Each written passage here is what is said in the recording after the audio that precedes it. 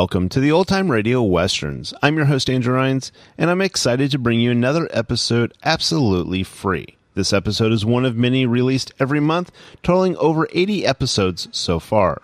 Each one is meticulously digitally restored and stored in the cloud for your convenience, a process that incurs costs. To help cover these expenses, you might hear some advertisements throughout the episode. While we do retain the original commercials for historical authenticity, you may also encounter modern ads, which help keep the lights on. If you prefer an ad-free experience, we offer a couple options. You can listen to the episodes on YouTube. You can also support us by becoming a patron on our Patreon page. For more information, go to otrwesterns.com/donate. Again, otrwesterns.com/donate. I do want to emphasize that we are committed to providing this content to you for free, but also we have to be transparent about the financial realities to bringing this to you. Now, let's get into this episode. This episode is going to be The Lone Ranger. Original air date is June 30th, 1947, and the title is The False Legacy. Thanks for listening, and I hope you enjoy.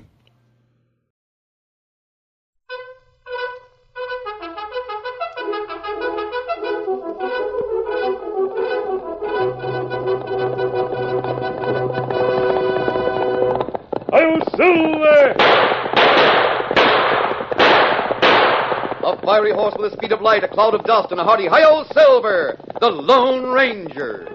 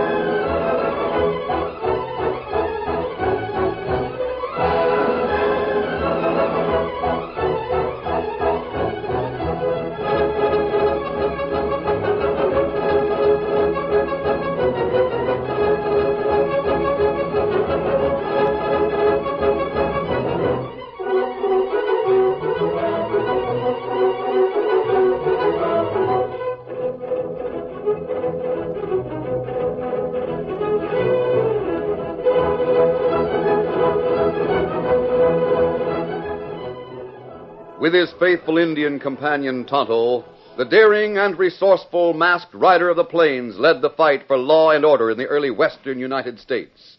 Nowhere in the pages of history can one find a greater champion of justice.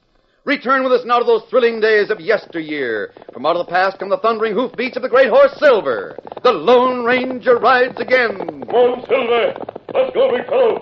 Hi-yo, Silver! Hi!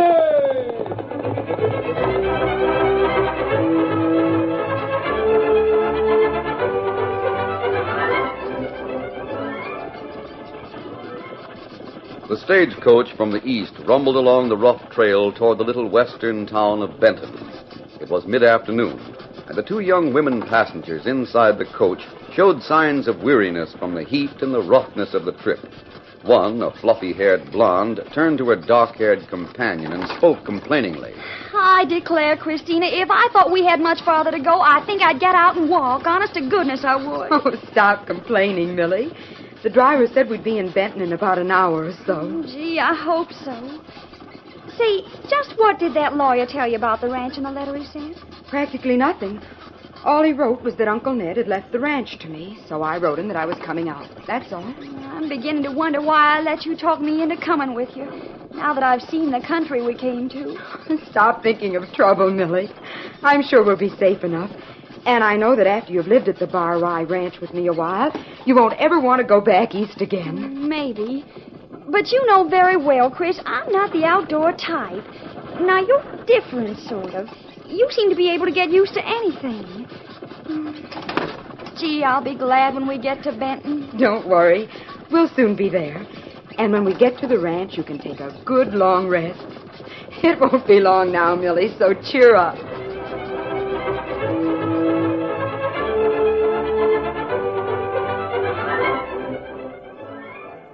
Later that afternoon, a small group waited at the stage depot for the arrival of the stagecoach. We're sure to be here by now. It'll be coming soon, don't worry. Here comes the stage now. See? Here she comes. Whoa! Whoa there! Whoa! Whoa! Steady, boy! Whoa there! Hi, Jake. Help me with the luggage, somebody! Come along, Millie. Gee, is this Benton? Yes, of course. I beg your pardon, ma'am. Are you Miss Christina Nelson? Yes, I am. You must be Mr. Edwards. That's right, I am. Millie, Miss Laverne, this is Mr. Edwards, the lawyer who sent the letter. Oh, glad to meet you, I'm sure. How do you do, miss? Now, if you young ladies will follow me, I'll take you to the buckboard. Then I'll come back for your luggage. I'm sure you want to go right out to the Bar-Y Ranch. Oh, that's right, we do. Thank you for meeting us. The pleasure's all mine. Well, come along. We'll go to the buckboard.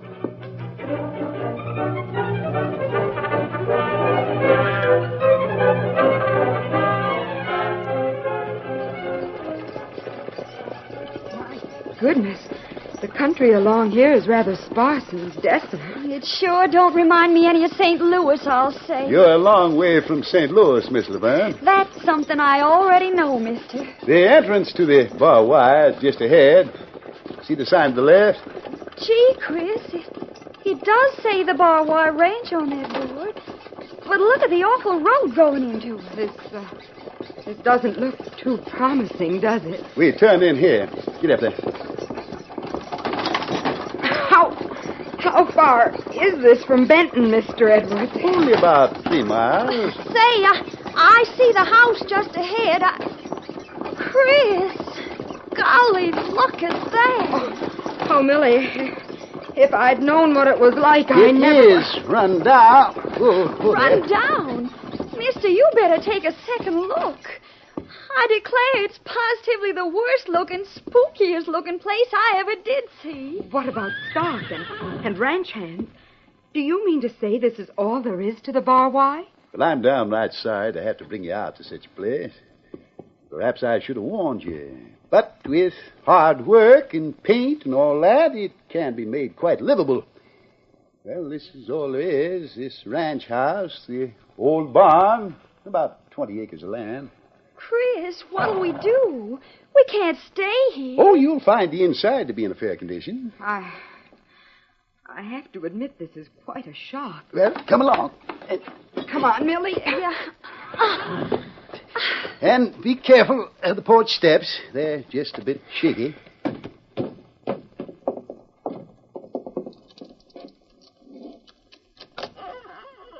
I'll go in first. You certainly will if you expect me to go in. Oh, come on, Millie.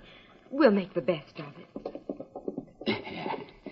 I brought out supplies this morning, and I put oil in the lamps. Oh, thank you for your trouble. Oh! What on earth's the matter? I saw something crawling. Lord, look, it went on the porch. Oh, that's just a small lizard. It's harmless. Well, maybe it's harmless, but I didn't figure on living in a house with lizards.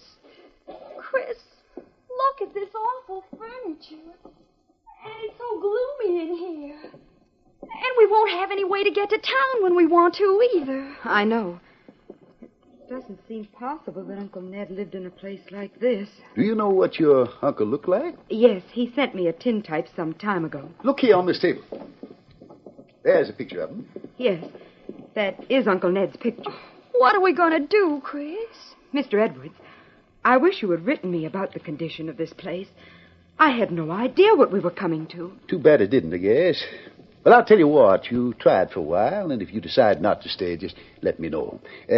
Perhaps I can find someone to take the place off your hands for, a couple $1,000. Let Mr. Edwards sell it to someone, Chris. Then we'll go back east. We'll think about it, Mr. Edwards. It may not be as easy as you think to find a buyer. Now, don't worry. Since I'm to blame for getting you out here, I'll take it off your hands myself if I can't find anyone else. Oh, I couldn't let you do that. Oh, I'll manage to get rid of it later on somehow. Well, I'll go on back to town now. I hope you manage to make things comfortable. I'll drop by tomorrow.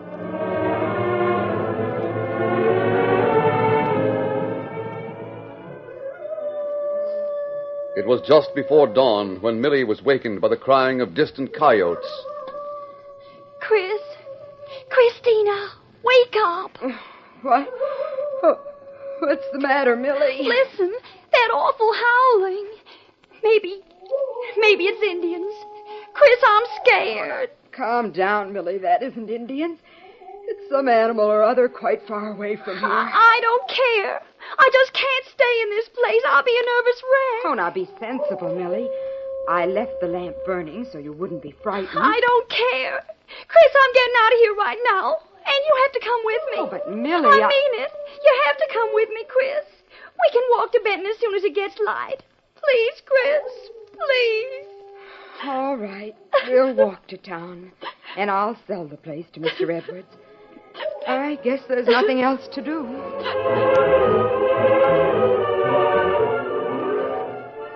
It was about an hour after sunrise when the Lone Ranger and Tonto, who had pitched camp a short distance off the trail to Benton, were preparing to mount Silver and Scout for a trip to the town. Suddenly they were startled by distant screams. Tonto, sounds like women screaming. Steady, big fella. The screams come from up on trail. Let's hurry. Come on, Silver. Come on, Scout. Kimasabi, rattler on side trail. I see it. Whoa, Silver. Whoa. Oh, That did it. Easy, big fella. Easy. You were just in time. It might It's have been... dangerous to be on foot along this trail, miss. Especially without heavy footgear. I know, but... Oh, Chris, look. An Indian. I knew we'd fight. Tonto won't harm you. That's right.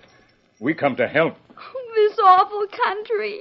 Lizards and wild animals and that serpent and Indians and masked outlaws.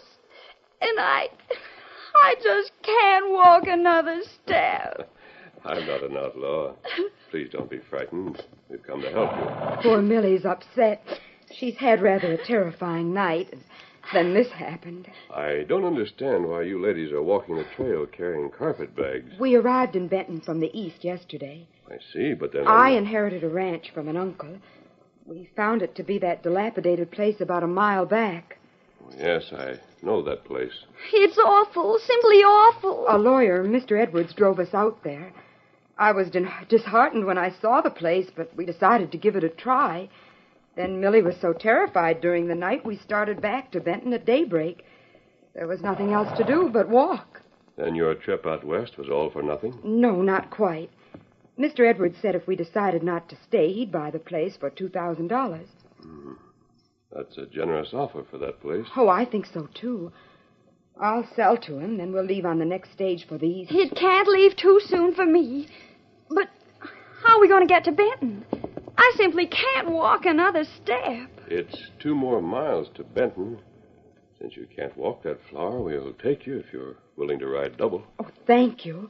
We'll be glad to have your help. Me? On a horse? Oh, Chris, I can't do it. It's that or walk, Millie. And you can't tell what else might be on the trail. Maybe another... I'll ride, thanks. Kick your foot out of the stirrup, Tonto. I'll help her to mount. There you go. You ride all right now. Just the same, I'm scared. Golly, me on a horse with an Indian. You'll be safe enough. Now, Miss... I'm Christina Nelson. She's Millie Laverne. I see. Here, I'll help you up on Silver. You ready? I can manage all right. Steady, boy. Easy, Silver. There you are, Miss Nelson. Oh, thank you. Easy, steady, big fellow. We'll drop you and your friend at the edge of town. Won't take long to get there. Come on, Silver. Get him up, Scout.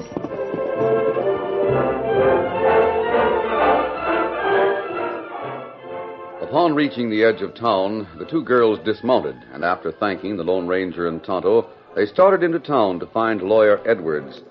The Lone Ranger waited until they were out of earshot. Then he spoke to Tonto. Tonto, follow the girls to that lawyer's office and find out all you can.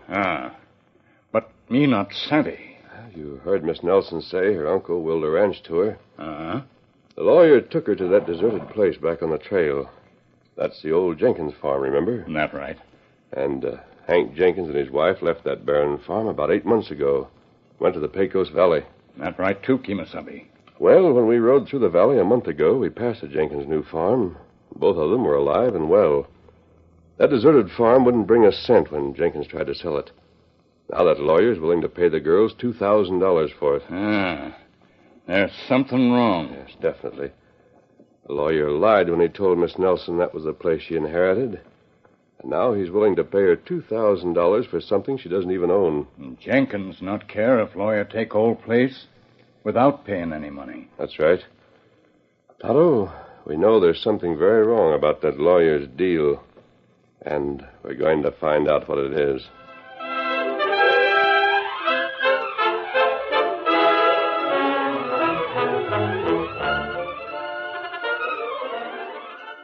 The curtain falls on the first act of our Lone Ranger story. Before the next exciting scenes, please permit us to pause for just a few moments.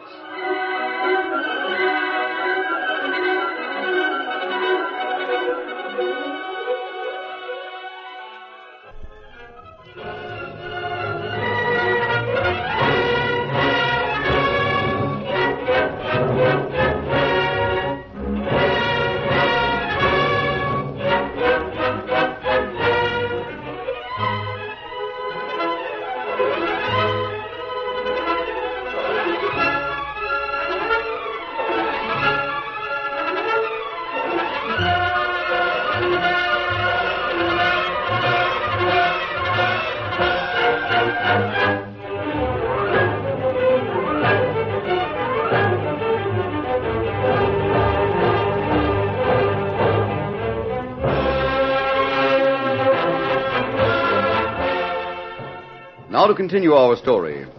Knowing that there was something wrong with the deal Lawyer Edwards was making with Christina Nelson, the Lone Ranger told Tonto to follow the two girls and find out all he could. Later that morning, Millie and Christina were with Edwards in his office. I do hope you understand the situation, Mr. Edwards. We expected to come out here and find a fairly large ranch that was self-supporting and in good condition. You'd never get me to go back to that awful place. I realize now that I should have warned you about the condition of the place. I'm sorry. But since you've decided to give it up, I'll keep my promise and take it off your hands. I think your offer is a very generous one, Mr. Edwards. I hate to take advantage of Say it, but no more about it. By the way, how did you get to town? Millie insisted we start walking, so we did. You mean to say you walked into Benton? We did enough walking, I'll say. Wait till you hear what happened. You see, we were Millie, going... I'm sure Mr. Edwards isn't interested in the details of our trip into Benton. We're here, and that's all that matters. When does the next stage leave for the east, Mr. Edwards? Well, there's an eastbound stage out of here this afternoon, as a matter of fact. Golly, that's sure good news to me. About what time does the stage leave? It's due through here around 2 o'clock. I'll make arrangements for both of you. I still feel that it's taking advantage of your generosity to have you buy that dilapidated old place for so much, Mr. Edwards. Not at all, not at all. Please don't feel that way about it.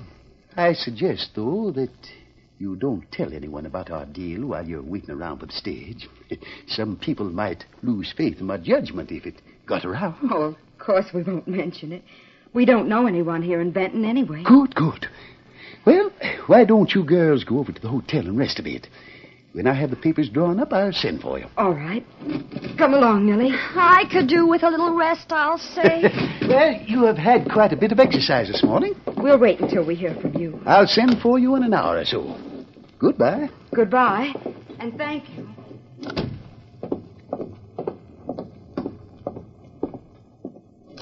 Hey, Blackie, come here a minute. Sure.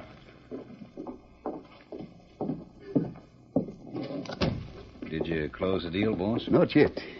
I'm going to draw up papers to make it look very legal. It won't take very long. Ah. Where'd the girls go? Suppose they start talking to somebody and find out. They won't. I told them not to discuss the deal with anyone. Now, while I'm getting the papers ready, I want you and Jake to ride out to the old farm. What for? Take down that sign and nail to the fence post at the entrance. If somebody rode out that way and saw it, they'd start asking questions, and the girls might get wise before I get them on the eastbound stage. That's right.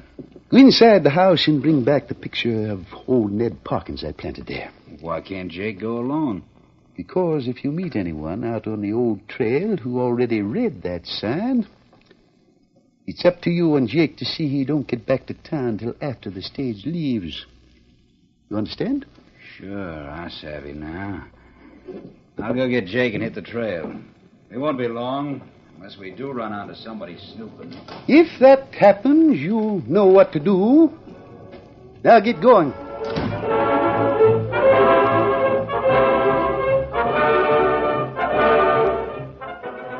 Blackie and Jake left Lawyer Edwards' office, and mounting their horses at the hitch rack outside, they rode leisurely out of Benton.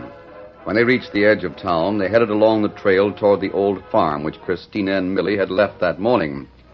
Meanwhile, the Lone Ranger waited in a clump of trees outside of town for Tonto to return and make a report. Soon he heard the steady beat of fast hoofs, which he recognized as those of Scout. He stood expectantly as Tonto reined to a halt.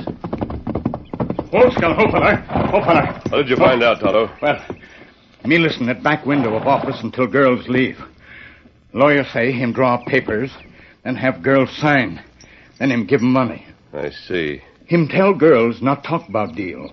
Girls say them go east on afternoon stage. The lawyer wants those girls out of town in a hurry. He doesn't want anyone to know about the transaction. That's right. Tonto, we're going to ride out to that old place and look around. Easy, steady, big fella. One, Silver. Come up, Scout.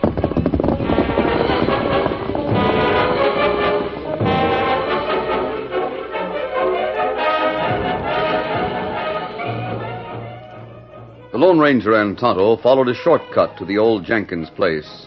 Meantime, Blackie and Jake, who had ridden along the regular trail, finally approached to within a short distance of the old farm entrance. They were discussing the deal that their boss Edwards had put over on Christina Nelson. The boss will have the deal closed today, Jake. He's sure mighty smart. He has that Nelson girl come all the way out here, pulls a smart trick on her, and she'll go away thanking him and never being the wiser. Sure. And he fixes everything so it's legal, too. We must be almost out to that old place, aren't we, Blackie? Yeah, the entrance is just beyond this bend. Now, first we have... Ho there, ho. What you stopping for? Keep your voice down. Look ahead there. Two hombres on horseback, looking at the sign the boss put up at the old farm entrance. Can't tell much about it from here. Looking at him from the back like this, I'd say one of them's an Indian. But I can't make out the one on the white horse. What's he going to do? Look, they're going in toward the house. We'll wait a minute, then circle around and come up behind the place. Then we can catch them off guard while they're snooping inside.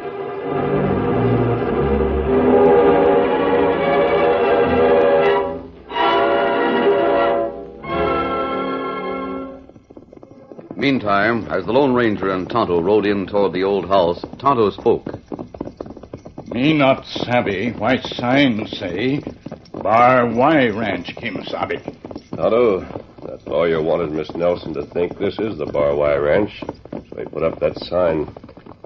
I still can't figure his reason, though.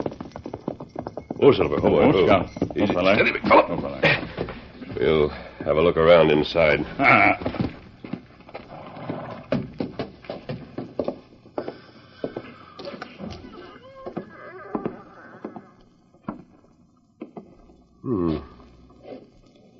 What you look at, Kemosabe?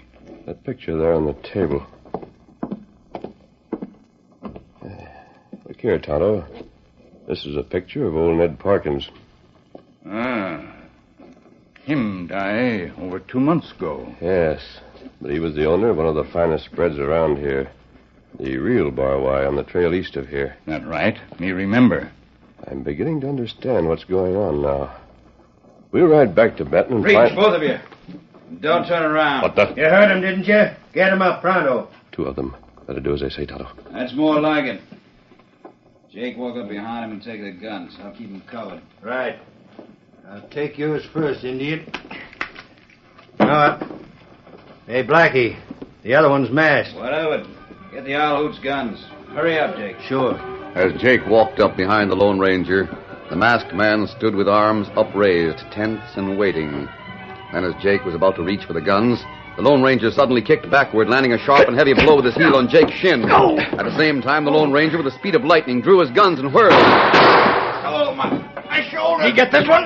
Oh! Good. After you fix that one shoulder wound, we'll tie them up and leave them here for the time being. Then we'll ride to Benton to keep that deal from going through.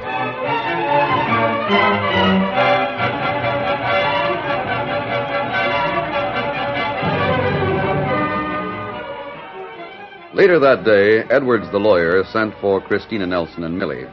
As soon as they arrived at his office, he came right to the point. I have drawn up this legal paper, Miss Nelson, signing over all your rights to the Barbed Wire Ranch to me.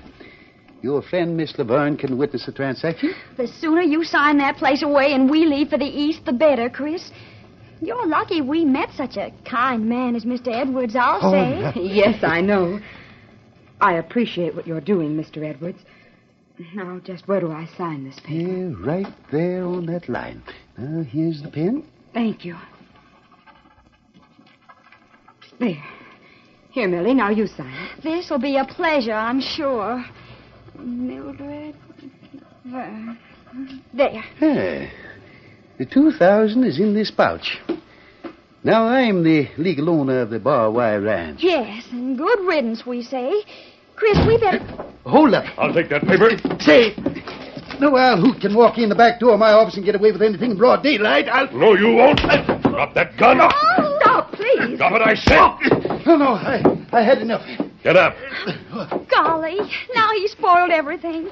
Just as we were about to get the money for that old place. Why did you come here like this and tear up that paper? To keep you from being cheated out of one of the best ranches in this territory, Miss Nelson. What do you mean? Was Ned Parkins your uncle?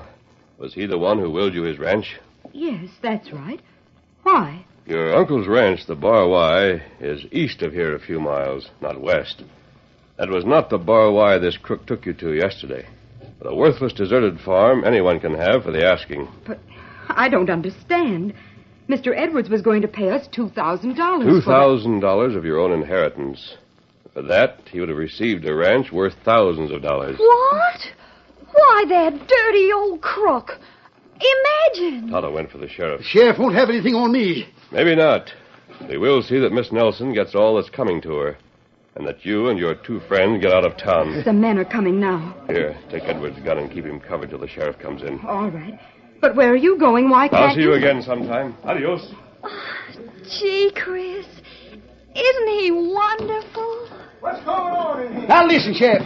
Mask out who came in here. I'll tell you the whole story, Sheriff, and I know you'll believe it because, well, I found out this morning that masked man that just left here is the Lone Ranger. The Lone Ranger?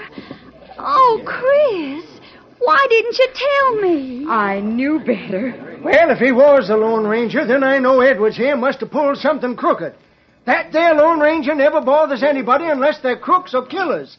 And, ma'am, they just can't beat the Lone Ranger. I'm still there.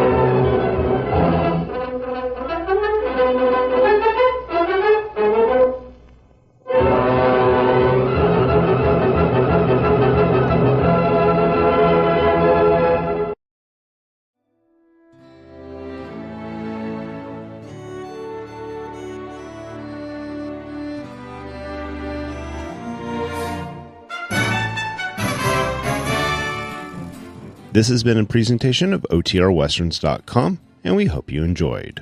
Please take some time to like and rate our shows in your favorite podcast application.